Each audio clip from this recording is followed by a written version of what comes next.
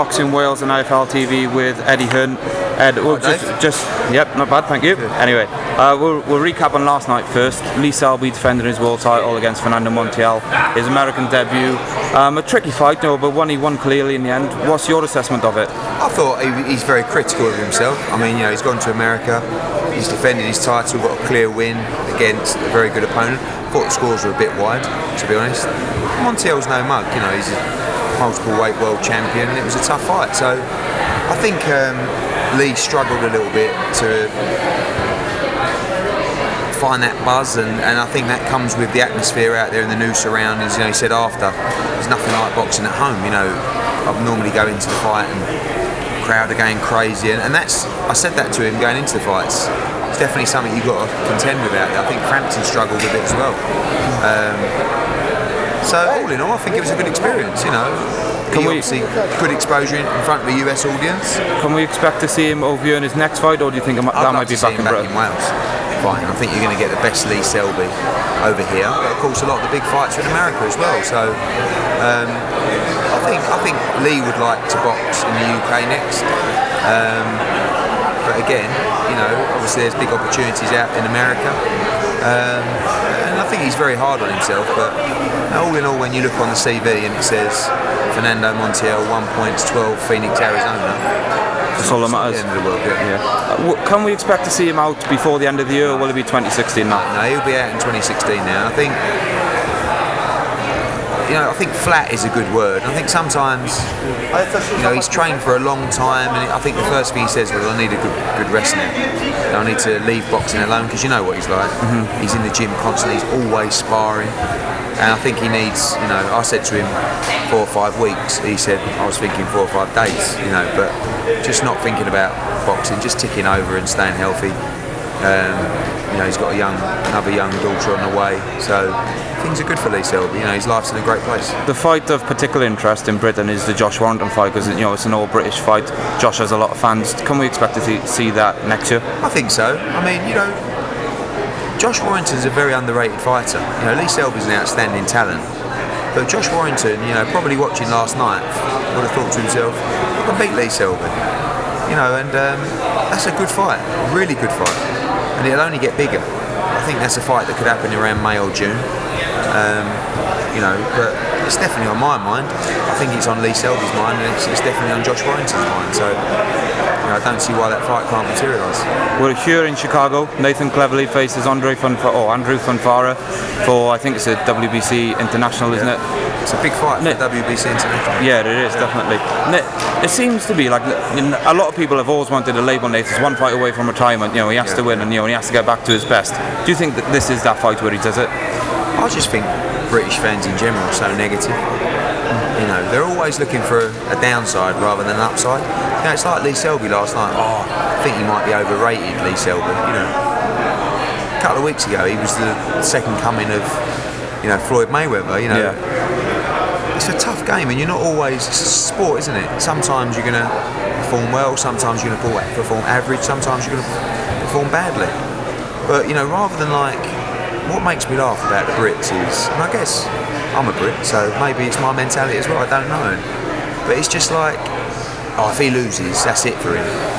Rather than, can you imagine what this would do for his career if he wins? Mm-hmm. Do you know what I mean? Yeah, being a promoter. Being a promoter, though, do you have to look at both possibilities? Yeah, but I look at this in Nathan Cleverly's position. He's achieved a lot in his career. He's won a world title at light heavyweight. He's defended it multiple times. He's moved up to cruiserweight. He's had a big fight at cruiserweight. Earned a lot of money. Now he looks at it. He come back at light heavyweight, which he's made very easily, and he's involved in a really, really big fight on American TV, and a fight really that can catapult him to the huge fights in the division. If he doesn't win, then he comes back, he reviews his situation, and he goes again, probably domestically or European level at light heavyweight, gets a win, then probably fights Bramer. I don't know. I mean, he may retire. But I look at it like, look at the plus sides with a victory, not the downsides with a negative, with a loss. So Fonfara's, definitely top 5, but they're talking, they're putting him on the same par as Kovalev and Stevenson, doesn't he? I mean, he's changed a lot since the Chavez win. He's rocking around there with about 400 entourage, all wearing Fonfara jackets. He left out with that one. He had some dodgy pair of Ray-Bans on. I mean, but you know, I think sometimes when you've got that kind of mentality, maybe you're there for the taking. I really think Cleverly has a brilliant chance in this fight. I see it as a pure 50-50.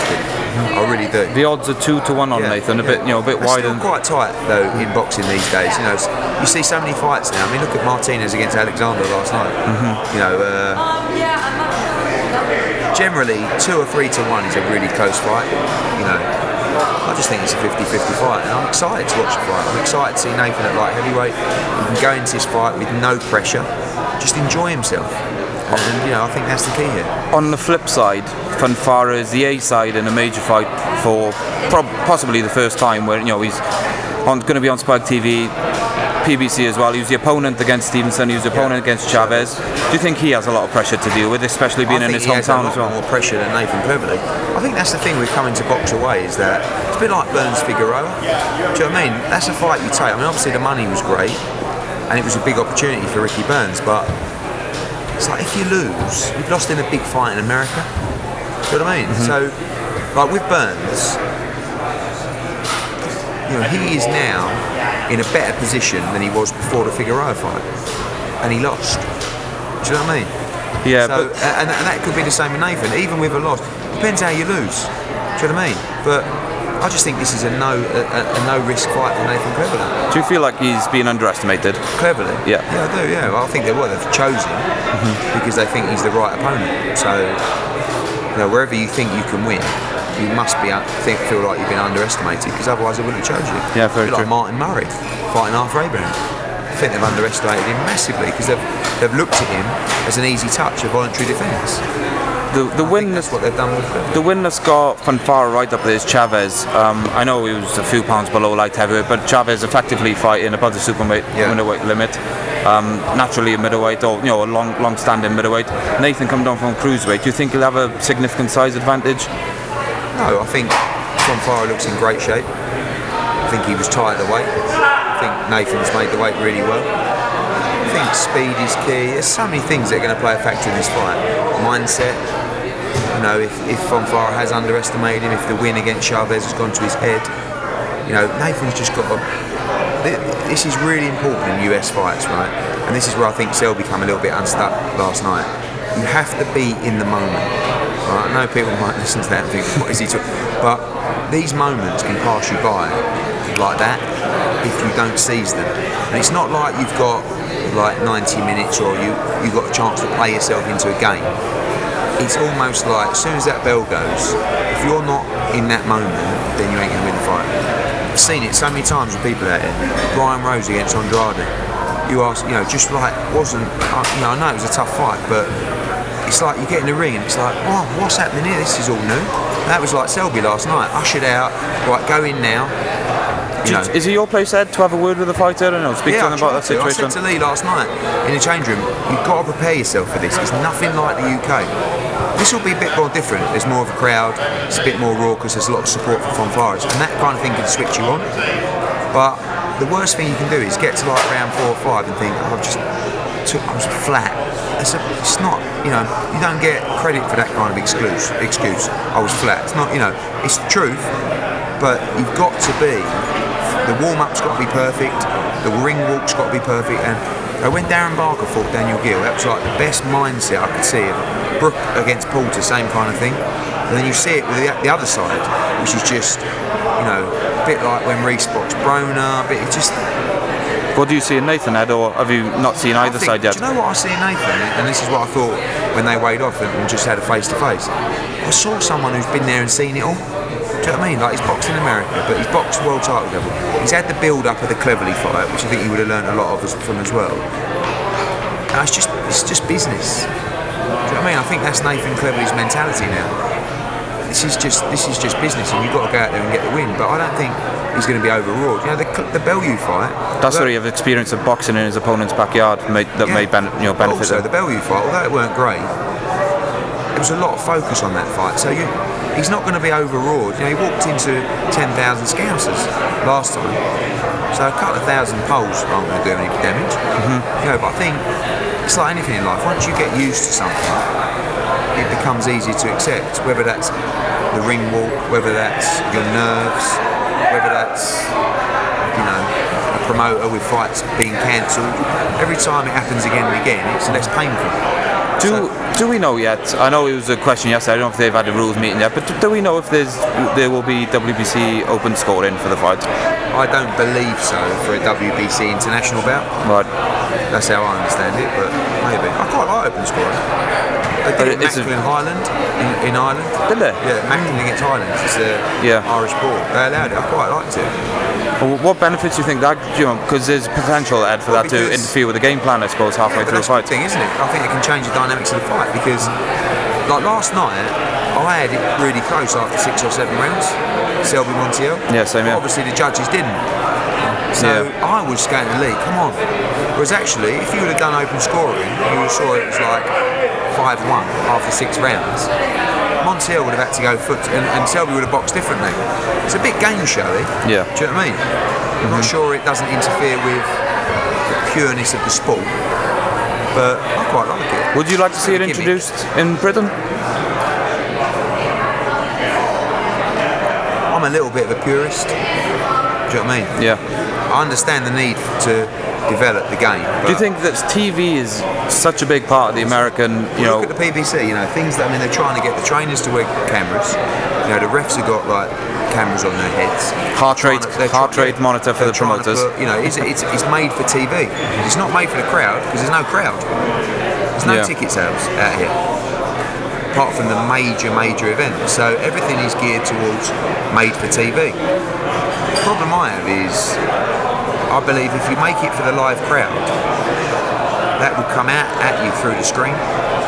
Do you know what I mean? That's maybe the difference between American shows and British shows, and maybe why the PBC will struggle if it attempted to come to the UK. I just think that you see with crowds at the moment. Frank Warren did a really good show the other week. There was no one there, and I don't know why. But it's really hard to sell tickets. Probably at the moment, we have got the attention of perhaps the casual fan. They like to come to Matchroom shows and Sky Sports shows. We're doing it well, but it hasn't been easy. But over here, nearly all the tickets are comped, unless it's a major fight. The problem is when you comp tickets, you don't get an atmosphere, because no one knows who anyone is. And the problem is with a lot of the system here is, like last night, for example, you had a Welshman fighting in Phoenix. Yeah. You had when Jane McDonald fought, you had a Brit against a Japanese in Texas. Why is that, Ed? Why are those? I know you can't speak for TV. It's not with the. I will think, where can I take this fight that will put most bums on seats? And that is because the majority of our revenue comes from the live gate, not from the broadcaster. So we have to work a lot harder to maximise the revenue of the live gate. They don't really care. Yeah, but PBC's a different model, but the Showtime model or the HBO model, the revenue from the broadcaster far outweighs the gate receipts. But in England, it's different. There isn't the rights fees to be able to do that. So we don't get complacent. But that's good news for the product, because the live gate looks sensational. The Americans all the time say, tune into your show. Wow. Instead of buy tickets. Yeah, they were like watching. I think someone watched Leeds in Dan Raphael's home. He was like, I can't believe what I was seeing. But if you're at home, you're seeing the same thing. It's a bit like same as the darts. You're watching the darts, thinking this is mental. Yeah. So. Final question. Obviously, you have the show in Birmingham. This kind of clashes. I know it's the day after, but it clashes with you being able to go there. Sam Eggington in the headline fight against Welshman Dale Evans. How do you expect that to go? I think it's a dangerous fight, because he's been geared up to fight Frankie Gavin, and obviously it was a bit of a blow and a bit of a downer that he wasn't fighting him. Now you're facing someone who's coming in with masses of hunger. You might not quite be up for it. He's a puncher. Sam's going to trade. I think it's going to be a really exciting fight. I don't think it'll go 6 rounds, but if Dale did, from a Welsh perspective, if Dale did win the British and Commonwealth titles, would he likely be promoted by yourself in Wales? Well, yeah, look, he's a voluntary challenger, so obviously we've got options on him, but I was talking to Jamie Sanagar about this last night, and that's one of the reasons I'd like to bring Selby back. Is because you've got Andrew Selby, you've got Craig Kennedy now against Conquest been made for the British title, eliminator, final eliminator. You've got Dale Evans, you've got a lot of other young fighters coming through as well. But you need that headline act, and without Lee, at the moment, you haven't got that headline act. Get a clever win tomorrow night, all changes again. Do you know what I mean? So things can change like that. It's like Burns, Scottish fans are saying to me, why aren't you in Scotland? The answer is because I haven't really got a headline act yet. Burns needs to get a big win, then we'll be back. Nath gets a big win, we'll be back. Selby, let's bring him back. So is Burns winning? I think it's Josh King he fights next. Yeah. Is that the fight that's that can a fight to put him in? I mean, he's number 10 in the WBO, Josh King. Yeah. And Ricky likes the Flanagan fight a lot. But we've got so many lightweights, and I'm trying to. You've got Mitchell's down the WBC route, so's Campbell. Campbell might fight. Look at actually a Tony Lewis who boxed Derry Matthews. He's quite highly ranked in the IBF. You've got Crawler going down the WBA route, you've got Burns down the WBO side, so we're trying to sort of cover all options. But inevitably, they'll probably fight each other. Like we saw with Nathan against Tony Value, Ed, is there an option to put any of those guys against each other? Yeah, but the timing's got to be right. I don't think it's big like Mitchell, people are saying Mitchell Campbell. It's not big enough yet. You've got two guys there that can win a world title. I'm not going to put each other in yet. That's the one thing with Rocky and Callum. It's like, my only regret with that fight is they could probably go out their separate ways and fight for world titles. But they're clashing now, and it's a great fight, and the fans want it. So, is it down to the fighters in those situations? If they want it, they can take those fights against each other. It's my advice. It's the manager's advice. It's the trainer's advice. It's what the fighter wants to do. But generally, the fighter will always choose the option where there's the most amount of money involved. Do you know what I mean? It's a bit like Nathan against Tony. Perhaps in his head he was thinking it should be at light heavyweight, but there's a huge money fight at cruiserweight, so I'm going to take it. Yeah. Was it the right thing to do? When you get to his stage in his career, you just want the biggest fights available. It's like Jamie McDonnell. People going to me, can't you box Jamie McDonnell in Doncaster? It's like, I can, but for half the money he's getting to box somewhere else.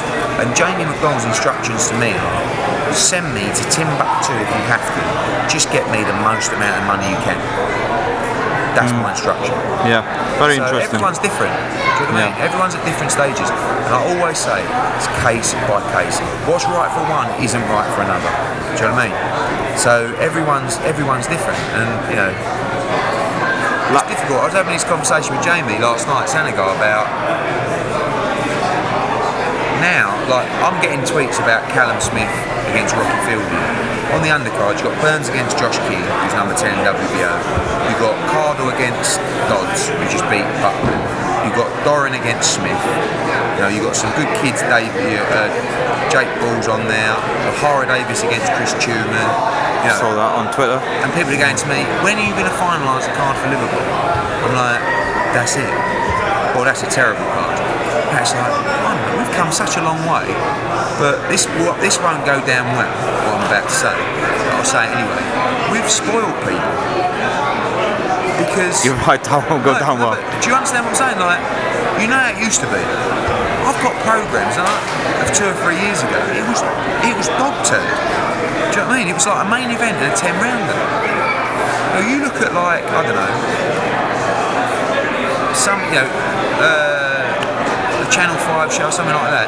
It's a main event and a 10-rounder or an 8-rounder. All of a sudden, we're doing 2 or 3 British title fights and 2 guys in the top 10 in the world, and it's a terrible card. Do you know what I mean? Yeah, standards have changed. But do you think expectations? I don't mind that. It makes me try harder because I'm not happy because I read the stick. What I'm saying is, when you step back, like Jamie said, Jamie's a promoter, he said last night, you've almost given people too much. The expectations are so high. I said to you earlier about the Birmingham show, Gavin and Eggington, there's not a lot you can do. Fights off. Oh, this is the worst card I've ever seen. We've still got 2 British title fights, a couple of local derbies, and sorry that someone pulled out of an injury. So I'm not moaning. I don't know. But Ed, do you think maybe the difference, you say, standards have changed, but do you think maybe the difference is accountability's changed as well? Yes. Accountability, like your fans can get in touch with you a lot easier than they could maybe 5-6 years ago. Like my old man says, I'm so glad Twitter weren't around in my day, because I get stick no matter what from a lot of people. When something goes well and it's good, most people are positive, you still get people, but you see it, do you know what I mean? So when you've done a show and you've knocked your cods out to try your best on a show, and you're driving home and you're reading the Twitter and it's like, that was rubbish, what are you going to do? Pull your finger out, bloody hell, I'm never watching one of your shows again, what? Because obviously there's nothing like positive comments. Yeah. And there's nothing that, Is there an argument though that everyone, boxers are the same as well. They like getting praise off someone, and maybe when they don't do as well, they don't like getting the negative comments. It's part and parcel, isn't it? No one likes it, especially a fighter. Yeah. Because they think, it's that argument, isn't it? What do you know? You've never been in the ring. So I'm not entitled to my opinion. I always see people arguing about that. Well, when you're standing in a football stand and you're moaning about the manager or the centre forward, what do you know? You never played the game at a high level. Fans are entitled to their opinion. They pay the money. But, I think one of my biggest problems is I try and be too honest in interviews, and I probably give too much information away.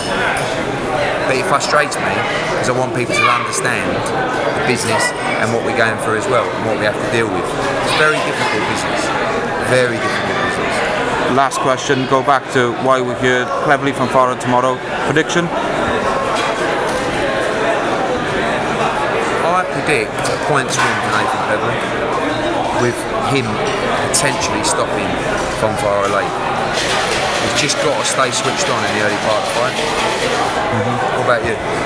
I fancy competitive points victory, 1-1-6, 1-1-2, which I know will probably surprise a lot of people. I've got a very good record on these BBC shows. I know, I hope it continues. So do I. Fantastic. Cheers for your time. Cheers, catch up with you again this week, over the weekend. Cheers, mate.